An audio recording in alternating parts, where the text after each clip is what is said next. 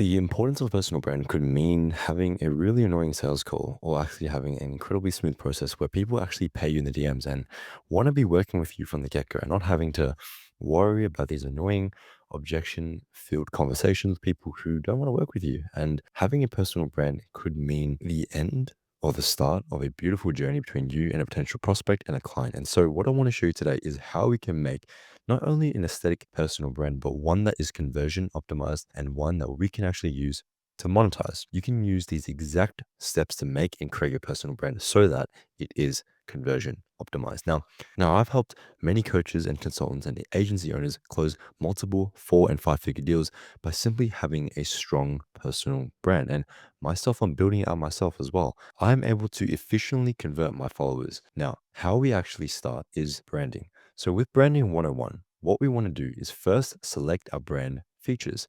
So the first thing that we ever want to be thinking about, right? Because a personal brand is simply an extension of who you are, which is shown publicly, right? When you have people read articles about you, when they see you in posts, when they see you in carousels, even when they see you in person, that is actually your personal brand. And how people view you is entirely attached to your personal brand. Now, the first thing is that you want to clarify your values. For me, it's that clarity converts. Confused people don't click. Every post should say who it's for and what it solves and why now. The next thing is believe before tactics. Strategies die if they don't believe, right? We create content that shifts perspectives before selling systems. We have to actually make people follow our big idea before we're able to convert and sell them on anything. The next thing is the authority without ego.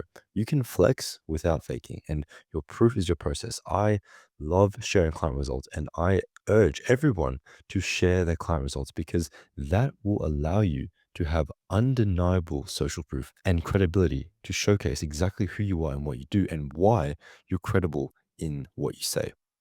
The next thing is that value feeds volume. You don't need to post a lot. You just need to post better content. You need to have high trust, low fluff content, which compounds faster because the videos that you make today will be seen by people a year from now, potentially decades from now, maybe not decades, that's a very long time, but 10 years from now. And the content that you make today will compound and create an exponential graph because you put in content consistently. The next thing is that content is a client filter because not all engagement is good. I had one client that got 6 million views. He did not get a single client from that. And because the quality of the traffic wasn't there. And that's why we have to optimize for conversion. The final thing is consistency builds gravity. You are not showing up, you're stacking signals. And we post in patterns. We train the algorithm to reflect exactly what people want to see, and we create content that your audience genuinely gets value from, because content becomes a compounding machine. That's why people invest into it, because it's genuinely free besides the equipment and all these things that you have to invest in terms of software, which isn't really that expensive. Now I want to discuss fonts. In terms of fonts, you have a primary font and a secondary font. The primary font is what people generally see more of, which is your captions, right? A secondary font is more stylistic. It's able to showcase more creativity. There is less visual fatigue when someone constantly views the same font in your videos. You're able to change up your font and have people more engaged.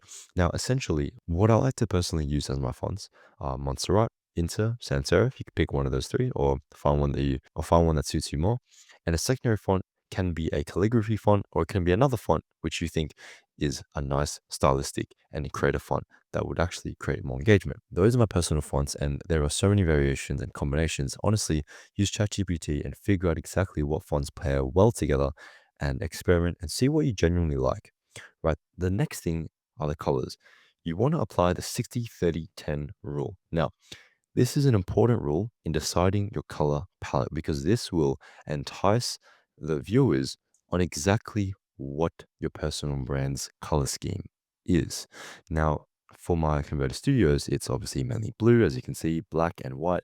For my main page, it's mainly black, sometimes yellow, white, and blue. And so those are my personal brand colors. And all you have to do is go on either ChatGPT or color.com and literally pick out your own color scheme, which you think would really match well with your personal brand. Now, the next thing is you want to steal like an artist. There are already so many personal brands and there are so many people which you can take inspiration from. Now, have a look here, right? TGR, Iman Gadzhi, and going on Pinterest, make your own Pinterest board. collect the personal brands that you find very interesting and the images which you would want to replicate and reflect. A personal brand is simply an extension of who you are. So don't try to fake edit a Lamborghini and yourself in it if it really isn't who you are and what you want to showcase. Obviously, showcasing these expensive materialistic items is important to sell courses, is important social proof in terms of showcasing that you have money.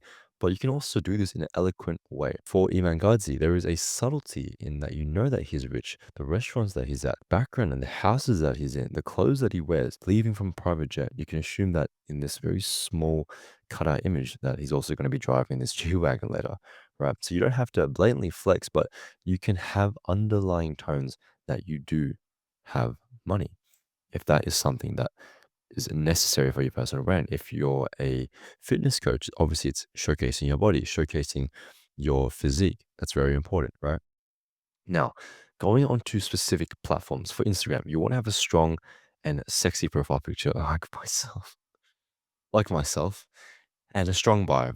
A optimized bio consists of there are many things which and many variations of how you can do your bio, but generally it follows a clean full name, which is obviously your name. Try not to have any numbers, okay? Mine just Matt PHXM. Obviously, some guy smarter than me took Matt PHAM, which is actually my last name. But the next case is that you want to showcase what you do, right? Who you serve and exactly what your offer is. And you want to make that as clear as possible. And you can change it to match exactly what it is that the outcome of your ICP really want. And the final thing is you definitely want to have a deep link YouTube video, which is essentially a VSL that people watch when they click onto this link here, which is in your bio. Or you can also, and again, there are so many ways and so many links and variations of what you can actually put in your bio, but these are the ones that we generally follow. A custom website, which could be a low ticket offer, or an email grab, which also could capture your email within the low ticket offer page as well. Or you can do a YouTube VSL. And there are so many other options that you can do as well, depending on your niche. Just pick which one makes the most sense for you. Now, the next thing is the stories and highlights. You want to make them clean, you want to showcase your life. The main thing to optimize for conversions are client results. So, obviously, alongside client results, and as you can see, there are a lot. I'll also show my life, showcase that I actually am a real person, that I genuinely have a life, and showcasing lifestyle is incredibly important because outside of all the business, your lifestyle will reflect the outcome and how well your business is doing. Because, for example, if you're doing well in business, but your lifestyle sucks, it's mainly because you're probably working in your business every single day, you're not able to delegate, and as a result, you're stuck in the trenches and you have no way of essentially escaping the 9 to 9 and the cage that you put yourself in, right? So how we can showcase this is through lifestyle. So if we have a look here, my main page shows pictures of myself, my travels, and my friends as well. And I'm very proud and happy to say that I have an amazing group of friends that obviously we travel and we enjoy our time. We actually enjoy a life together outside of work, right? And here I met Dan Dallin as well, which was absolutely sick. And one day I will meet him again. So the next thing and the next page are your reels. So for reels, it's a bit more detailed, right? You want to know your platform and your audience, right? Focus on Instagram reels, which is your mass outreach, and then YouTube is for your nurture. So that's the overall context of why we have Instagram and why we have YouTube, right? So in terms of the generalized formula for a Instagram reel, as you would know, or you should know, is that you have a hook, you have a build up and value, finally the payoff and the call to action. So your hook obviously grabs the attention of the viewer, makes them stop their scroll. The build up hypes up the information that is about to come and alleviates any objections that they might have to not watch the video. Then you have your value, which actually delivers actionable steps. And finally, the payoff, which resolves the curiosity from the hook. And then your CTA, your call to action, which is the guiding steps to either follow you, DM you, or comment, or even like, or etc. With scripting, you want to be authentic. You genuinely want to script your videos, especially your reels, in a way which actually reflects how you would speak. You can use ChatGPT, you can use Poppy AI, all of these AIs that are available to you. You have to make sure that you upload the right documents so that it is reflecting exactly how you would speak. Okay. And you want to inject emotion. You don't want to be just a one dimensional character who doesn't speak to people with feelings of fear or are humorous because that's incredibly boring. And if you don't incorporate that, then essentially you're just a robot, right? And you want to make sure that you use visual and audio hooks. So going back to the hook, When we grab the attention of a viewer, they see things on the screen and they also hear things. So what they see and what they hear have to match and have to be congruent. And you have to have those two factors to make sure that your hook is optimized. And finally, don't overthink. You want to have clarity, especially in the value section where it's step one, two, and three. You don't have to mention it in one, two, and three. It could be firstly, next, and then finally. And you want to make it as clear and as actionable as possible because if you don't, then essentially someone watched that video and got nothing out of it. Even entertainment based videos, not education based videos, they deliver on the value because someone is looking at the hook of that whatever meme it is and they finally get the payoff by laughing, right? That's the value that they get. And so with education, you have to do that as well. And also a pro tip is actually merging them both. So having both education and entertainment, infotainment. And like I said, use ChatGPT, figure out your content pillars and help create ideas, but also to help script out your videos. And to do competitive research, you can use Sourfeed to scrape the top performing reels for idea inspiration. So a very nice extension that you can use to actually predictably figure out what is performing the best in your niche. You just have to find your competitors' videos and run this application. Now, in terms of content formats, talking head videos like I am right now, day in the life videos, so that's super, super common that people love doing. Voiceover videos, so essentially there's a lot of B-roll, so clips and footage that is displayed and then there's a voiceover over that.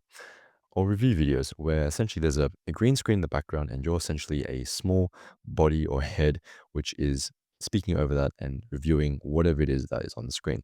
Now, for content pillars, pick 3 or 4 topics that are relevant to your niche and then use this prompt that I said before to create video ideas for yourself.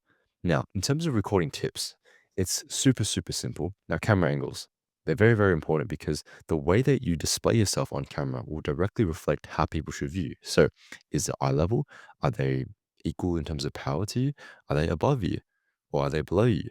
If someone is above you, then obviously, like I said, they feel more superior to you. They're looking down on you. But if the camera is lower, then you're looking down on them, right? The next thing is lighting. You want to have a key light, which is, what I have in the background, that is at 5,600 Kelvin, roughly that. As long as you're seeing your face very clearly, then that'll be very good for you because lighting is incredibly important to changing the level of professionalism your camera looks. Now, composition. You want to have your eyes in the upper third of the camera to make sure that you're displaying yourself very clearly. And in terms of clothing, try to wear black and have no prints in your videos because if you have prints, it's very hard for subtitles to go over it. For example, if my shirt had a print over it, the subtitles might cover the print, that's for sure, but the print might interrupt with outtakes. Try to record 3 versions per section, unless you're an incredible speaker, which is a skill that I'm also trying to work on myself. And having 3 versions is essentially a safety net that you can have for yourself in case that you want to change some things in editing or you find that some parts are better than other parts in the way that you pronounce something, even if you still pronounce it correctly, right? And finally, make sure that you export in 1080p for Instagram because it will compress your videos and it won't look as good. Okay, that's some secret sauce for you. Instagram will compress your 4K videos and it will look horrible. So that's a little key trick for you just to make sure that your videos are the best quality. So finally, what I want to discuss is incredibly important because this will make you seem like the leader of your market or someone who's simply copying and is a contributor to a trend that was made by someone else. So there's a big difference here. If you undergo creative piracy and you copy someone else's format, you're not going to get the level of views and engagement, even if it's a good video, because they ultimately know, and by they, I mean the market, they know exactly where this format originated from. And as a result, it will create a large disparity from the leader of the market to yourself. Now, how you can resolve that is adding ice to your coffee. So, do you see how I've created the exact same format, but I've actually changed the way that it has been delivered? Instead of having my camera, captions, and the board, I have replaced one factor, and you can change these 3 factors so that your video actually is different. So, for me, it would be the animations, which would be the differentiating factor. I don't have a board, there are animations instead. I can change the captions, but it won't do as much. As you can see, it's you have to be logical. You have to think for yourself and think what would actually make an impact. Maybe I changed where I was, my location. If I I don't know, made it AI instead of that could be a massive differentiator in terms of setting myself apart from everybody else. Now, let's talk about YouTube. Let's talk about one of the most important platforms which will allow you to nurture your audience and have them trust you. This is exactly why I spend so much time on my YouTube and hopefully is why you find so much value in this video. So let's begin with YouTube, right? Simply pick out a banner. I like to have a clean logo for myself. If you have a promo, you can do that. If you want people to subscribe, sure, it doesn't really make a massive difference. Or if you want to create a really nice sort of Canva professional graphic design, then you can, like a lovely Ali Abdal has here. And same thing, profile picture, make it clean, make it crisp, showcase your face in a different location, or you can edit the background and make it a plain color if you like. But I like to have a real photo of where I've been. This is actually Japan.